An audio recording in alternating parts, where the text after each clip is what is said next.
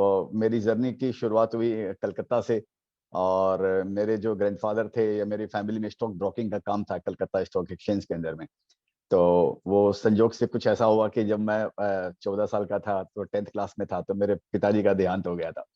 तो उसके कुछ दिनों बाद मेरा एग्जाम था, तो एग्जाम में मैं फेल हो गया। तो जब फेल हो गया तो वहां पर मेरे लिए आप समझ लीजिए एजुकेशन का एक तरीके से सारे रास्ते मेरे लिए बंद हो चुके थे।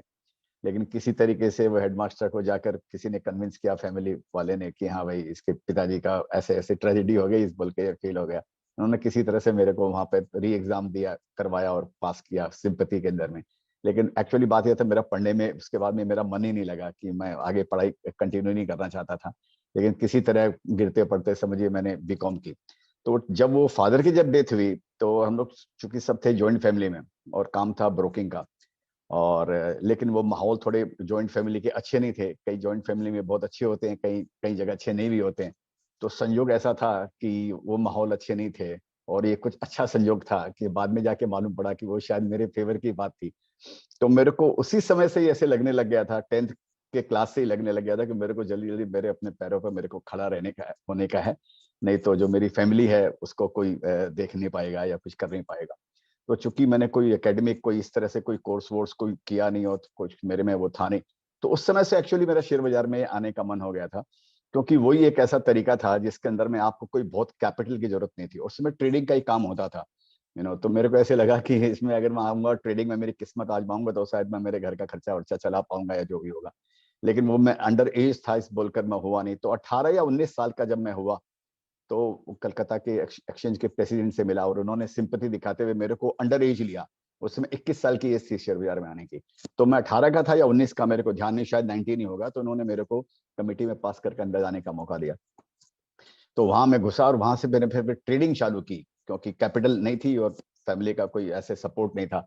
तो मैंने अपने वहां पर, और समझ समझ भी नहीं थी। और ट्रेडिंग है जिसको हम सट्टा बोलते हैं, जो एक तरीके से जुआ है, कि इसमें आपको ज्यादा समझने की जरूरत नहीं, बट चित्त और पट आप खाली देखते हो कि हाँ तेरी या मेरी।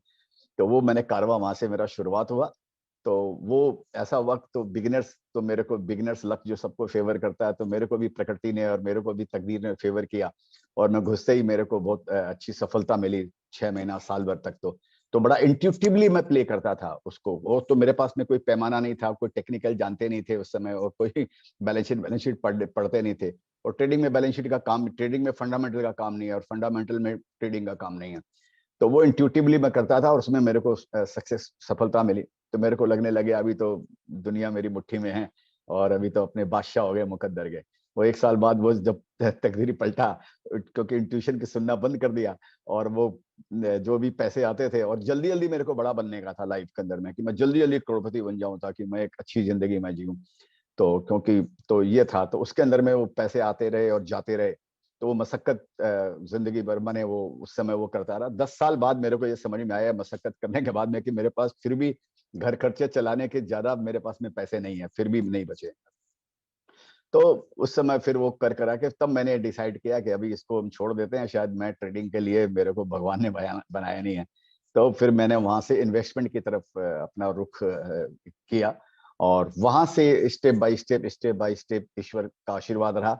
और मेरे को वहां से मैं फिर मेरी ट्रेडिंग इन्वेस्टमेंट की फंडामेंटल की पढ़ाई चालू की। मैगजीन पढ़ता था, न्यूज़पेपर पढ़ता था, लोगों से बातें करता था, कैसे हो रहा है, कैसे शेयर चुननी चाहिए, किस तरह की कंपनी पकड़नी चाहिए, किसका फ्यूचर ब्राइट है। और मैं न्यूज़पेपर खूब पढ़ता था, जितने न्यूज़पेपर बिजनेस न्यूज़पेपर होते थे सारे वो मैं पढ़ता था। और तो उसमें कोई कोर्सेस वोर्सेस होते नहीं थे। और ये बिजनेस मैगजीन जो 2 4 उससे में आती थी, बिजनेस इंडिया और इस तरह, वो सब पढ़ता था। और उससे अपना एक एक अपना वो दिमाग बनाता था कि ये करना चाहिए, वो करना चाहिए। उसमें संयोग से सफलता मिली, और मेरा पूरा रुझान इसके अंदर में इन्वेस्टमेंट में हो गया।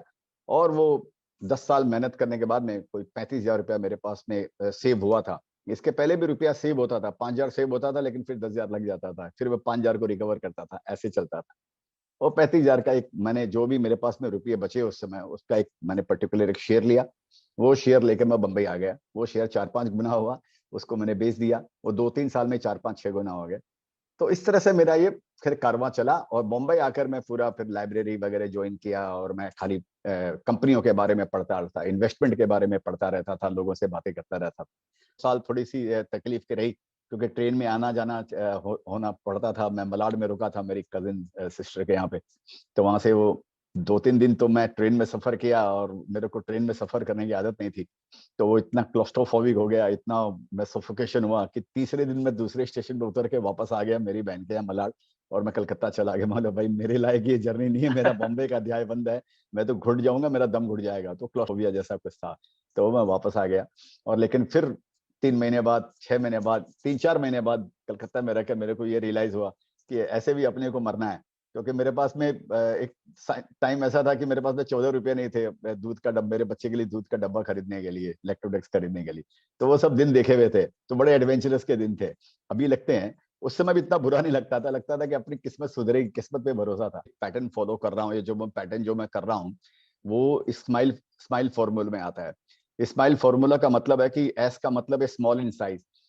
तो मैं जनरली स्मॉल कैप और मिड कैप में इन्वेस्ट करता हूं, और यानी उस सेक्टर के अंदर में, पर्टिकुलर सेक्टर में जो सबसे छोटी कंपनी होती है या तीसरे चौथे नंबर की कंपनी होती है, मैं जनरली उसको चुनता हूं। कोई हार्ड एंड फास्ट नहीं है कि मेरे को तीसरी चौथी चुननी है, लेकिन जो छोटी कंपनी उसको मैं चुनता हूं, क्योंकि मैं सोचता हूँ कि जैसे हाथी है, वो अगर घूमता है या भागता है तो उसको थोड़ा टाइम लगता है, लेकिन उसके छोटी साइज का अगर चीता अगर होता है तो तेजी से भाग सकता है वो। तो इस बोलकर मेरा ऐसे लग रहा है कि मल्टीप्लिकेशन के जो चांसेस है वो मिड कैप के अंदर में ज्यादा है, जो 50 गुना हो सकते हैं या 100 गुना हो सकते हैं, वो उनके अंदर में ज्यादा है। तो इस बोलकर मैंने स्मॉल इन साइज चुनता हूँ और मीडियम इन एक्सपीरियंस, क्योंकि सारे चीजों का दारोमदार जो है वो मैनेजमेंट पर डिपेंड करता है। आपके पास में चाहे आप ऑल्टो चला रहे हो या मर्सिडीज चला रहे हो, अगर ड्राइवर अगर गड़बड़ है तो मर्सिडीज को भी ठोक देगा, उससे भी आप पहुंच नहीं पाएंगे। ड्राइवर ड्राइवर अगर स्मार्ट है तो ऑल्टो को भी गंतव्य स्थान पर, आपके कोई भी स्थान पर सही टाइम पे आपको पहुंचा देगा। तो मैं वो इस बोलकर, वो एक्सपीरियंस जो ड्राइवर है उस शिप का या उस गाड़ी का, वो कैप्टन जो है वो बहुत इंपॉर्टेंट है। तो मैं सोचता हूँ उसको कम से कम 15 साल का एक्सपीरियंस होना चाहिए शेयर बाजार अपनी कंपनी चलाने का, क्योंकि 15 साल में वो 2-3 बार गिर चुका होगा, 2-3 बार रिसेशन देखा होगा, स्लो डाउन देखा होगा, तरह तरह की त्रासदी देखी होगी। उसमें वो इतना गिरा होगा कि गिरने से ही आदमी सीखता है। तो मेरा एक कोट भी है कि when you are right you earn, when you are wrong you learn. तो हम जब रॉन्ग होते हैं तो ही लर्न करते हैं, अदरवाइज हम सीखते नहीं है, हमको लगता है कि मैं ही बादशाह हूँ। तो वो 15 साल के अंदर में 2-3 ऐसे साइकिल देखा होगा, वो समझ गया होगा अपनी कंपनी को सही तरीके से चलाने का। तो एक तरीके से मोटा मोटी वो फुल प्रूफ कंपनी होती है, रिसेशन प्रूफ कंपनी हो सकती है। इस बोलकर उसको मीडियम इन एक्सपीरियंस और लार्ज इन एस्पिरेशन। तो लार्ज इन एस्पिरेशन का मतलब कि मैनेजमेंट के अंदर में इतनी आग होनी चाहिए पेट के अंदर में, कि भाई उसको ऐसे लगना चाहिए कि आज मैं 100 करोड़ से 500 करोड़ में पहुंचा हूं, मैं 500 करोड़ से मेरे को 2000 करोड़ पहुंचना है, 2000 करोड़ से 20,000 करोड़ पहुंचना है। ये अंदर में उसको ये लालसा होनी चाहिए उसमें आगे बढ़ने की। तो वो लार्ज इन एस्पिरेशन बहुत जरूरी है, क्योंकि मैनेजमेंट अगर अरबपति नहीं बनेगा तो हम लोग शेयर होल्डर करोड़पति नहीं बनेंगे उसकी कंपनी के अंदर। और सबसे लास्ट में जो ई आता है उसका मतलब है एक्स्ट्रा लार्ज मार्केट पोटेंशियल, कि अगर आप कितना ही मैनेजमेंट के अंदर में आग हो और कितना ही वो ऑनेस्ट हो और कितना ही बहुत बढ़िया कंपनी रन करता हो, लेकिन वो सेक्टर के जो पोटेंशियलिटी है वही बहुत कम है। कि समझिए 500 करोड़ का उसका टर्नओवर है और मार्केट साइज उसके प्रोडक्ट का 1,000 करोड़ ही है, तो अब ये क्या तीर मारेगा, उसके लिए कुछ ज्यादा तैरने के लिए समंदर ही नहीं है। तो कम से कम ऐसा हो कि उसका मार्केट साइज हो 5,000 करोड़ का या 20,000 करोड़ का, और वो बैठा आज के दिन 500,000 करोड़ में, तो उसके लिए नापने के लिए पूरा समंदर है।